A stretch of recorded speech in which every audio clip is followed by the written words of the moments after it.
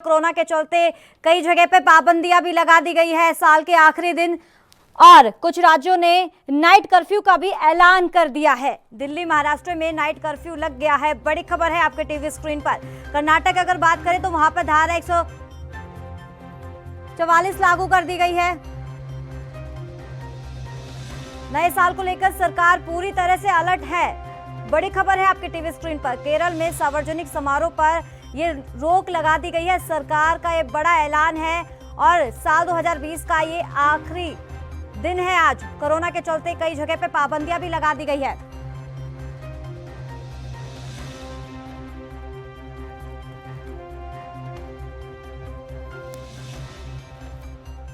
तो इस पर तमाम जानकारी देने के लिए संवाददाता राजीव तिवारी जुड़ गए हैं। राजीव, बड़ी खबर है, जो साल का आज आखिरी दिन है, इसी के चलते कई जगह पर सरकार ने नाइट कर्फ्यू का ऐलान कर दिया। तो अगर दिल्ली की मौजूदा हालात की बात करें तो दिल्ली में किस तरह के हालात बनते हुए नजर आ रहे हैं?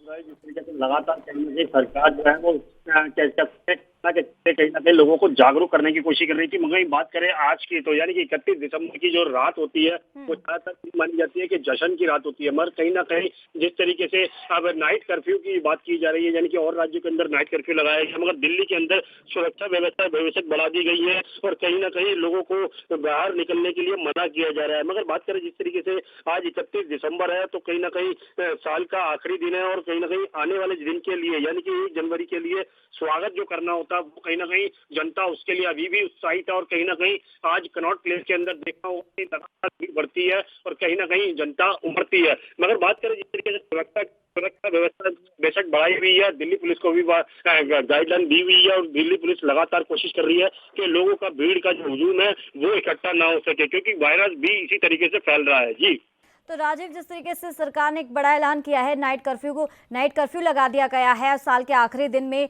क्या लगता है कि जनता कितनी जागरूक होगी इसको लेकर?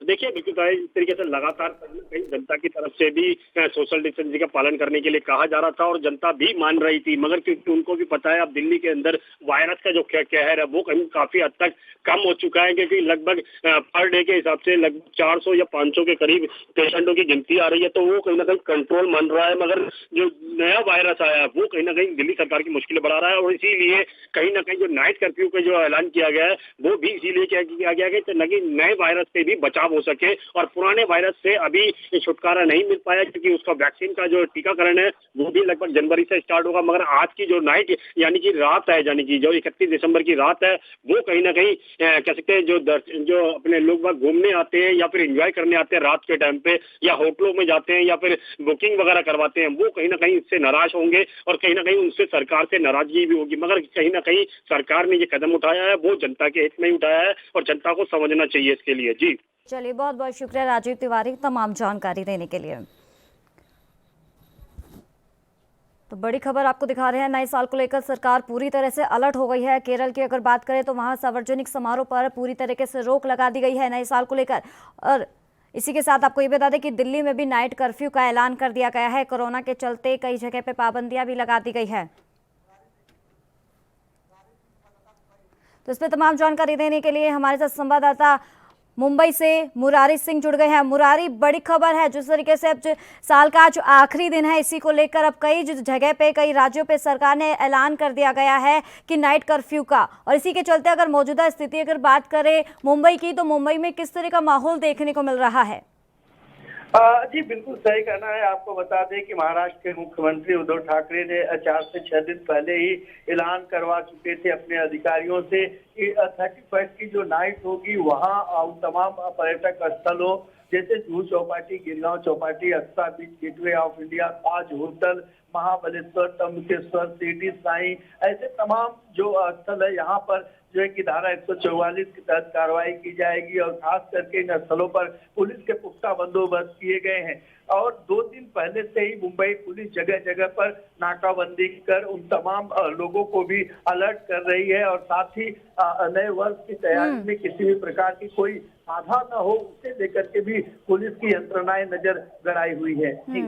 तो मुरारी, जिस तरीके से बताया जाता है कि मुंबई सिटी एक ऐसा है वहाँ पर काफ़ी भीड़ भाड़ रहती है और इसी को लेकर एक नया साल है तो काफ़ी उत्सुक हैं उस चीज़ को लेकर कि हम ये समारोह में पार्टिसिपेट करेंगे, लेकिन क्या लगता है कि वहाँ की जनता किस तरीके से जागरूक है वहाँ पे?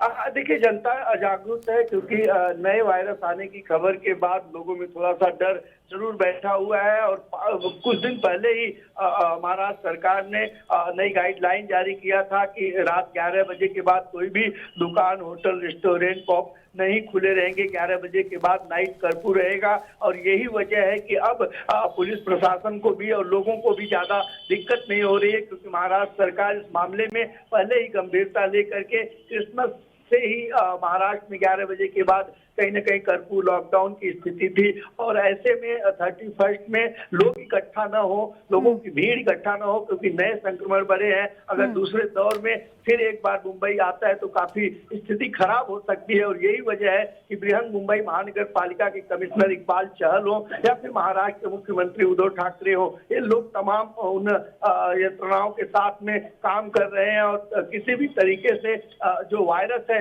वो न बढ़े। भला ही जो ये सेलिब्रेशन है इन लोगों का, जो फेस्टिवल है, ये फीका पड़ जाए। जी चलिए, बहुत बहुत शुक्रिया मुरारी सिंह तमाम जानकारी देने के लिए।